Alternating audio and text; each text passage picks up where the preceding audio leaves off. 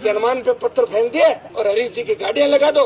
तुम्हें पता नहीं कि हनुमान की सोच क्या है। मैं राजस्थान की सत्ता के शिखर पे कब्जा करना चाहता हूँ। हरीश चौधरी तो मेरे सामने चींटी है, चाहे जब मसल दूंगा उसका। मुझे राजस्थान की सत्ता के शिखर पे कब्जा करना। और भाइयों, हम अगर ये काम करते तो पता नहीं कितनी बार ये काम कर देते। ये ओछी घटनाएं कौन करता है? जिनके संस्कार अच्छे नहीं होते, जो अच्छे घरों में पले बड़े नहीं होते, ये लोग किसी की गाड़ी पे पत्थर फेंकवाते। मुझे तो आपके मंत्री जी कह रहे थे कि कार्रवाई करूंगा, तो नहीं लगा। आपके मंत्री जी बेग कैसे हो गए? कैलाश जी, उनको भी मजबूती से लड़ना चाहिए, क्योंकि हमला तो मेरे और उन पे दोनों पे हुआ था। मुझे लग रहा है कहीं हरीश जी और उन्होंने आपस में कोई सेटिंग तो नहीं कर ली दोनों ने। देखो, सेटिंग हो जाती है भाई, तुम्हें नहीं पता। जैसे लड़के लड़कियों की सेटिंग हो जाती है ना, आपस में सेटिंग हो जाती है।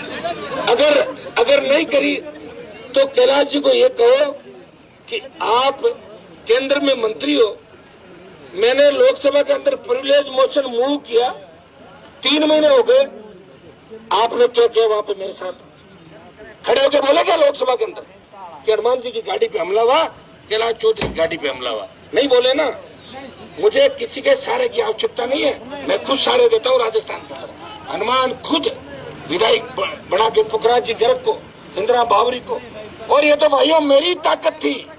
ये दिमाग खराब हो रहा है लोगों का कि मोदी जी की हवा चली, 25 सीट आ गई, अगली बार लेना 25 सीट ली सकती है। ये तो राष्ट्रीय लोकतांत्रिक पार्टी के जवानों का और कांग्रेस मुक्त राजस्थान करने की बात थी।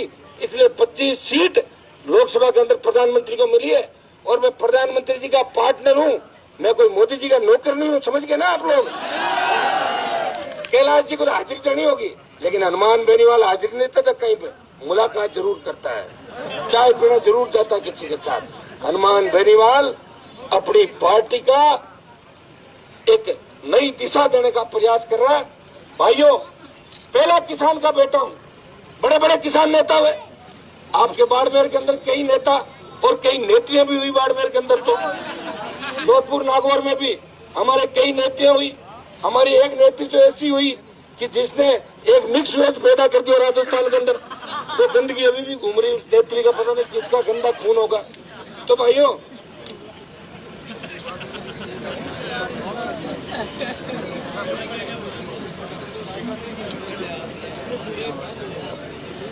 लेकिन मैं सिर्फ चिंता आपकी करता हूं, नई पार्टी बनाई, पार्टी को मान्यता दिलाई और पहला पंचायत का चुनाव लड़ा था राजू राम खोजा।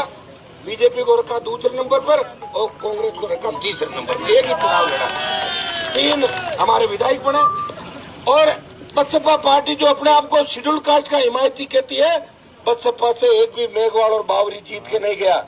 और हनुमान की पार्टी से एक मेघवाल जीत के गए और एक बावरी की बेटी को राजस्थान की विधानसभा दिखा दी, इंदिरा बावरी को। वो तो मैंने चुनाव कम लड़ाए थे, मैंने यारी बाजी में कई लोगों की मदद कर दी इधर उधर। अच्छा तू जा लड़ ले कर ले, मैंने कहा मुझे तो 5 साल और लड़ना है। मुझे बहुत लोग धोखा दे के भाग गए थे बीच में। तो भाइयों, भागने से थोड़ा सा मायूसी आ गई थी, लेकिन कमजोरी नहीं आई। अब ये 4 साल का जो वक्त है आगे, इसमें हम लड़ेंगे, संघर्ष करेंगे। लेकिन इतना ही भरोसा आपको दिलाता हूँ, जिस दिन राजस्थान के देश के जवान और किसान को मेरी आवश्यकता होगी, हनुमान बेनीवाल अपना एमपी का पद छोड़ के आपकी सेवा के लिए राजस्थान की सड़कों पर निकल पड़ेगा। इस तरह किसी के दबाव में काम नहीं करेगा, करता भी नहीं।